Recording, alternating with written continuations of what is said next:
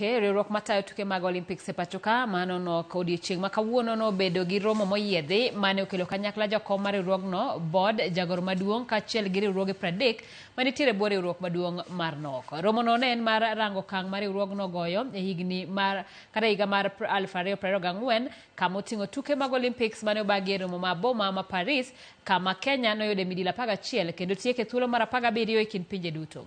NOC bende nobago tuke mag beach games e kaunti ma Kilifi. E romo no chenro mag higni mabiro bende nopedhi e mesa. Moko kuom chenro go ting'o chano tuke mag Olympics e kinde rawere mibiro bagi higa mar 2026 e boma Dakar, tuke mag Commonwealth higa mar 2026 kaachiel gi mamoko. Able to manage it, what lessons we picked and what the way forward is.